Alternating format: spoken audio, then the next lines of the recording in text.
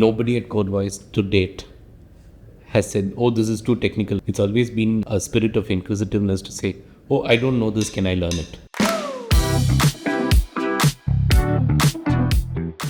Paradoxically, for a very tech-heavy kind of a company, one of the most important things for us to be able to reach customers is to put out a clear, consistent, and interesting story.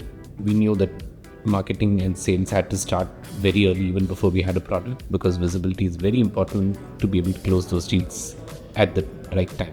And so I had asked my old boss for recommendations. He introduced CoreVoice as these people, hey, they're your age and they're doing some very nice stuff. And we have spent hours upon hours sitting with CoreVoice, crafting that story around how it is we want to position our product. So the first thing that we asked CoreVoice to do is clean up and build our brand.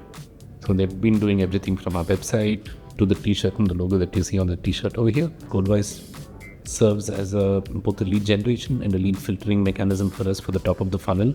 Apart from that, there's a lot of non-formal stuff that we do together. We just sit and talk about things we see in the market or the way that we want to do stuff in the market. And that is also very helpful as a sounding board. Product of that is the strategy. And that strategy served as input for the CoreVoice team to build out a lot of marketing collateral, a lot of content, a lot of our LinkedIn posts, a lot of our videos.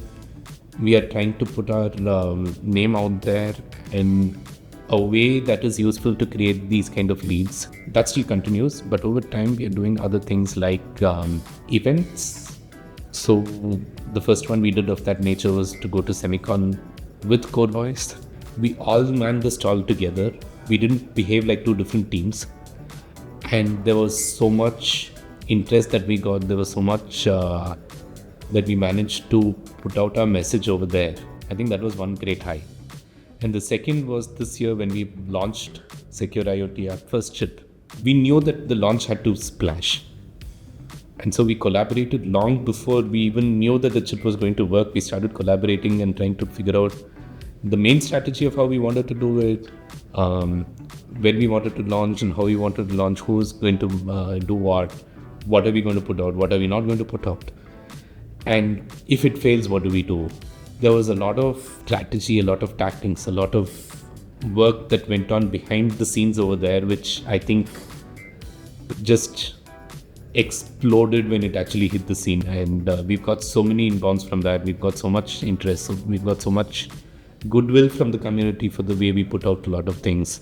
I think that was one of the biggest high points of the collaboration to date. What going with CoreVoice has allowed us to do is concentrate on the middle and the bottom of the funnel internally, which allows CoreVoice to work with us on a more stratospheric level in terms of trying to see what comes next and what we would like to position ourselves in the future and not just in the next 20 days to close this one sale. So I would definitely recommend CoreVoice to everybody, right?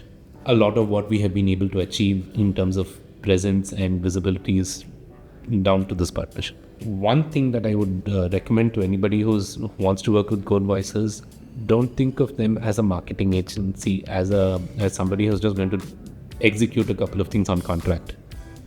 Give them space to come up with ideas, give them space to build out the strategy, give them a lot of information, have a lot of discussions, try to educate them on what you're doing so that they can actually come up with things. It's amazing when that happens. You don't have to micromanage this team. You don't have to just keep all of the strategy and other stuff inside your head. You have a partner you can work with.